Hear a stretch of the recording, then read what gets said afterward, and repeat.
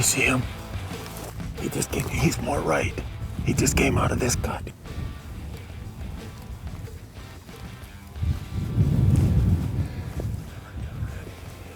I don't have him. Whatever.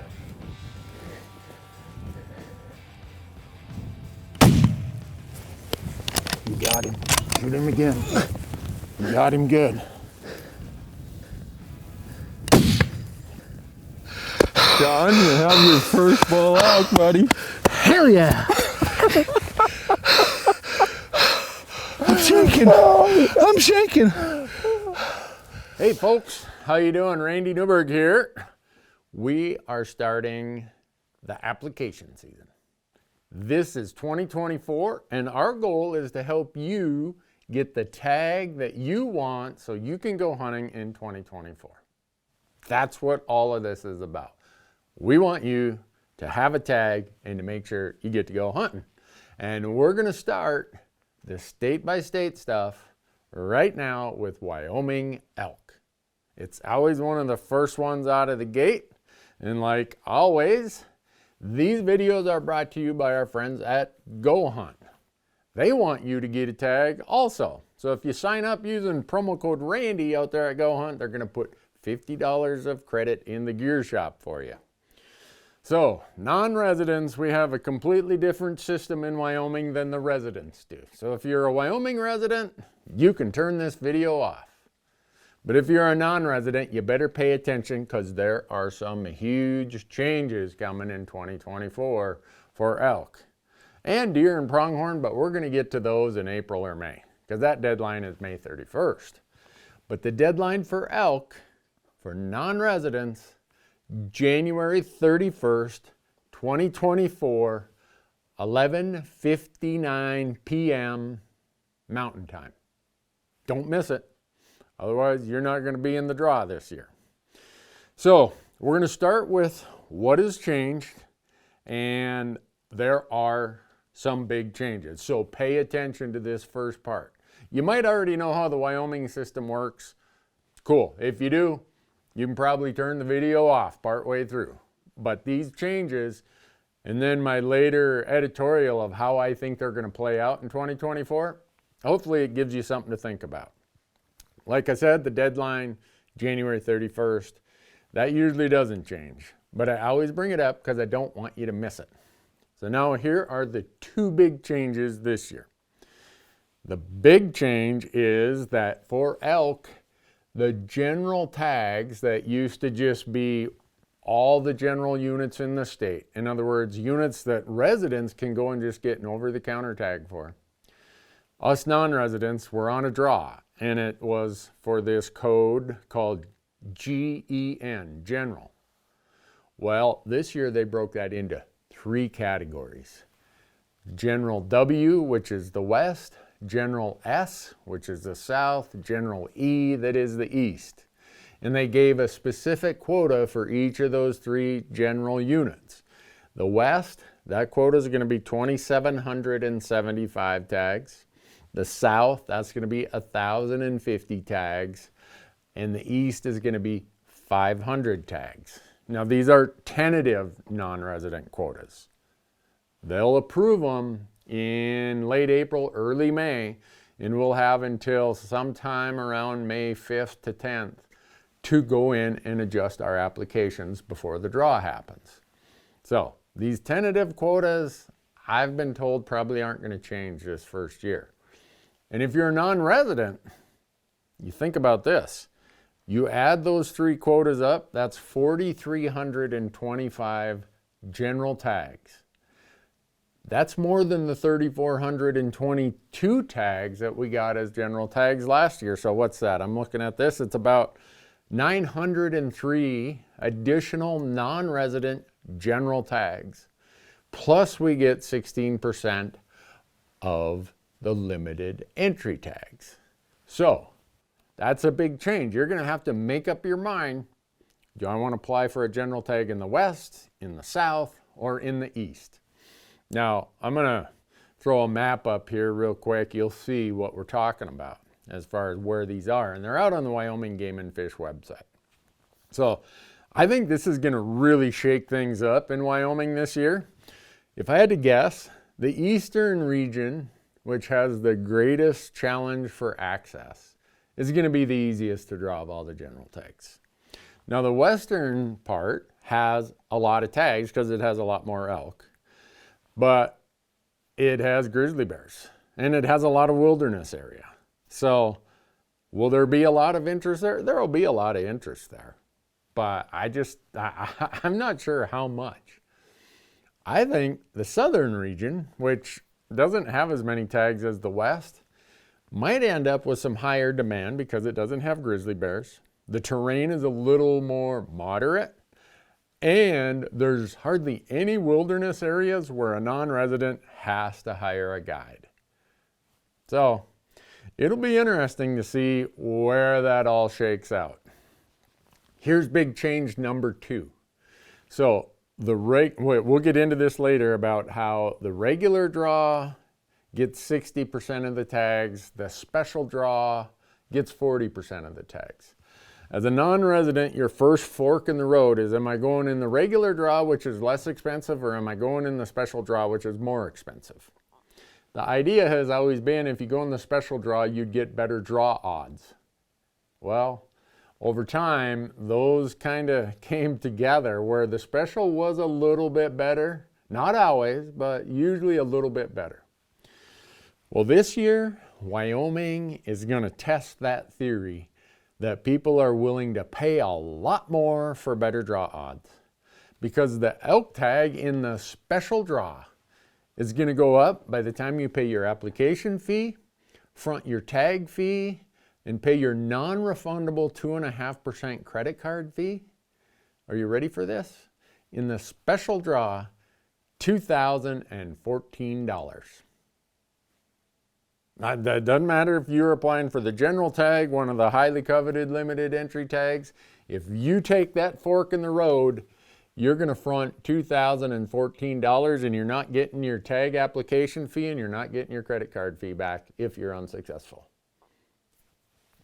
That's going to see who really wants to hunt elk in Wyoming. But I don't know how many people are going to stay in that special draw. I suspect the really high point holders, this Wyoming system's been in place now for 18 years. I think 18 is the maximum this year. There are a lot of really high point holders who might stay in that special draw and say, you know what, Wyoming, I've always viewed it as a one and done. I'm going to burn it and I'm out of here. But if you look at those people that might have, I don't know, 8 points to 14 points, they're kind of in that middle of the road place.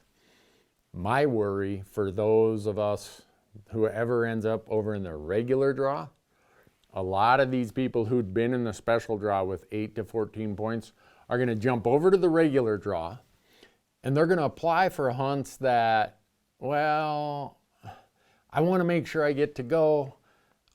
I've got 12 points. Last year it only took 9, but I'm going anyhow. I think we're going to see a huge amount of point creep over in the regular draw for elk this year. Maybe I'm wrong. I could be completely wrong. But this big point differential, there's a lot of people who had been doing the special draw for that little bit of increase in draw odds back when the delta between the two prices wasn't much. Now the regular draw, they haven't touched that price. They're doing this on the backs of the people in the special draw. And before you get mad at Wyoming Game and Fish, this wasn't their idea. Before you get mad at the resident hunters, this wasn't their idea. This was driven by the Wyoming Outfitters and Guides Association. That's where this big price change came from. They introduced the bill, they pushed it. That's who you can thank or criticize depending on which way you look at it. Now, I would suspect, if history is a good indicator, that a lot of people are going to leave the special draw and go to the regular draw this year. And then they're going to see how much better the draw odds were in 2024 over in the special, and a bunch of them are going to jump back. And you're going to see this again, just like we always have, where in 4 or 5 years, there probably won't be that much of a delta.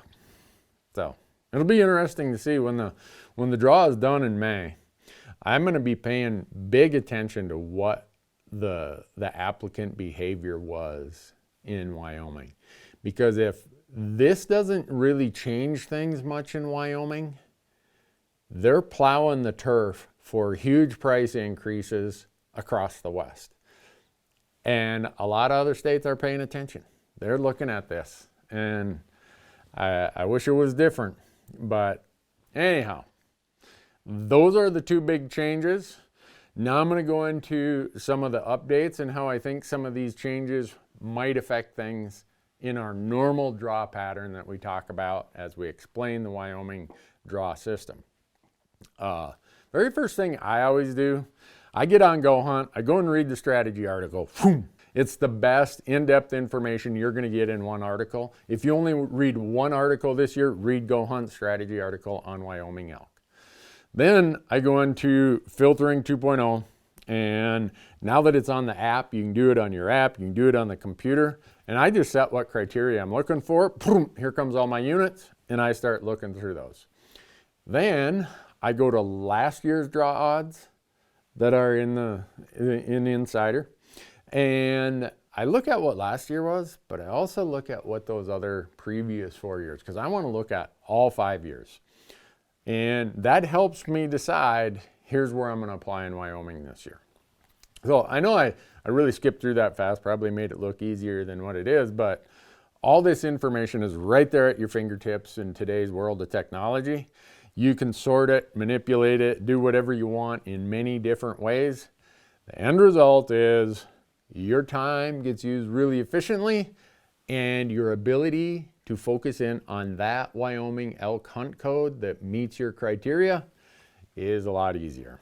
So I don't know how much narrative or editorial you want from me. I've been applying for elk in Wyoming for a little over 25 years. And if you watched our video about value, where I think you get the best value for your money as a traveling non-resident, when it came to elk, you'll see that whether it was archery or rifle, I named Wyoming as the #1 value state. It just is. Great mix of opportunity and quality, super high success rates in the way that they have their season structures, and plenty of accessible land. And I know some people will complain that, oh, well, they don't give out enough tags. Relative to other states, Wyoming's very generous. I think the only state that gives away more non-resident elk tags are Colorado and Montana. So don't be complaining too hard on Wyoming. They treat us really well as non-residents. So here's going to be your upfront costs. There is no license fee like there is in a lot of other states, but you got to front the tag fee, the application fee, and the transaction fee of 2.5%. And for everybody, it's a $15 application fee, and it's a 2.5% credit card transaction fee, and you can only do it with a credit card. So your tag fee depends on whether you go into the special or regular draw, or if you're a youth. If you add up all those fees and you go into the special draw, $2,014.13. Whether you're an adult, a youth, or whatever, in the special draw, nobody gets a discount. If you go over into the regular draw, you add all that up, $724.68 for adults, $297.25 for youth. So the fact that they are going to give us 4,325 general tags plus 16% of the limited entry tags, pretty darn generous. Thank you, Wyoming. Because in reality, no state really has to give non-residents anything. So before you complain about Wyoming, think about it. Now, I'm going to walk through their system, how it works. They have what I call a modified preference point system with two portions to the draw. What we call true preference point draw, and then anyone who didn't draw there gets thrown into a random draw. So we already talked about the special and the regular, right?